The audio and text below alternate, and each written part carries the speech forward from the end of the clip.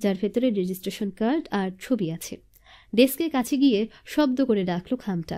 দৃষ্টি অন্যদিকে। তাহিয়া রেহিন আচরণে অভিক চমকালো বেশ। তাহিয়ার চোখে মুখে রাগের উল্কি আঁকা দেখে বিস্ময়ের মাত্রা বাড়ল। হলো কি এই মেয়ের? এত রেগে আছে কেন? ভ্রু কুচকে বলল, ক্লাসে আসোনি কেন? কেন আসবো? আপনার ধমক খেতে? কথাটা বলতে ইচ্ছে করল তাহিয়ার, কিন্তু করল না। সে বদলোকটার সাথে কোনো কথা বলবে না। সিদ্ধান্তে অটল তাহিয়া।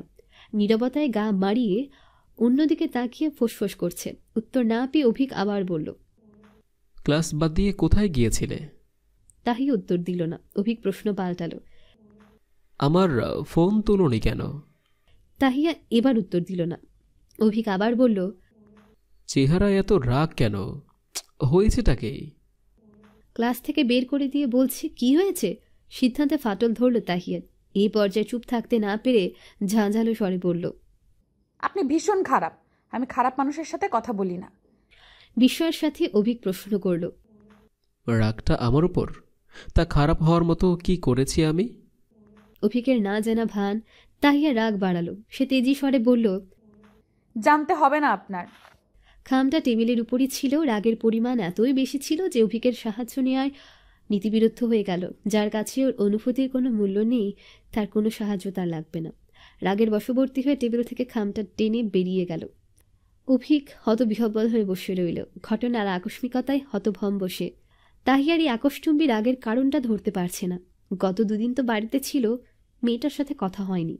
কোথাও কথা না বলার ক্ষেপে যায়নি তো? কিন্তু ওদের তো নিয়মিত কথা হয় না। প্রয়োজনে মিনিটখানেক কথা হয়, তাও কালীভদ্র। সেক্ষেত্রে রাগার কোনো সুযোগ নেই। তবে রাগলোটা কেন? মাথা ভর্তি চিন্তা নিয়ে অভিক বসে গেল তাহিয়া রাগের কারণ বিশ্লেষণ করতে। বিগত দিনের ঘটনা ওরাতেই ক্লাস থেকে বের করে দেওয়ার কথা মনে পড়ল। অনুধাবন করল শাসনের পর্ব বোধহয় একটু বেশি ভারী হয়ে গেছে। কিন্তু অভিক তার অবস্থান থেকে সঠিক। তাহিয়ার আচরণ ক্ষমার অযোগ্য বলেই শাস্তি পেয়েছে।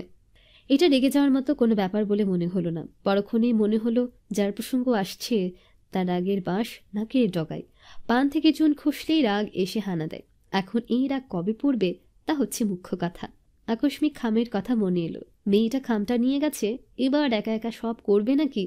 ব্যাংক ড্রাফট করতে গেলে ব্যাংকে যেতে হবে।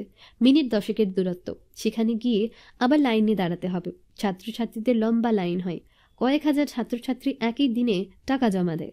ভিড়ের মাঝে দাঁড়িয়ে থাকতে হবে কয়েক ঘন্টা, তাও সুযোগ পাওয়ার সম্ভাবনা কম। অনেক কষ্টের ব্যাপার। মেয়েটা পারবে না। অন্তত সে থাকতে তাহিয়াকে এত ভিড়ে ঠেলাঠেলি করতে দেবে না। তড়িঘড়ি করে উঠে দাঁড়ালো অভিক। তাহিয়াকে কল দিতে দিতে বের হয়ে গেল। করিডোরে হাঁটতে গিয়ে দেখল মেয়েদের কমন রুমের সামনে দাঁড়িয়ে আছে। ফোনটা ওর হাতে। অভিককে দেখে অন্যদিকে ফিরে গেল। ফোন বাজছে হাতে। অভিকের চোখের সামনে ওর কল কেটে দিল। অভিক মেসেজ করল,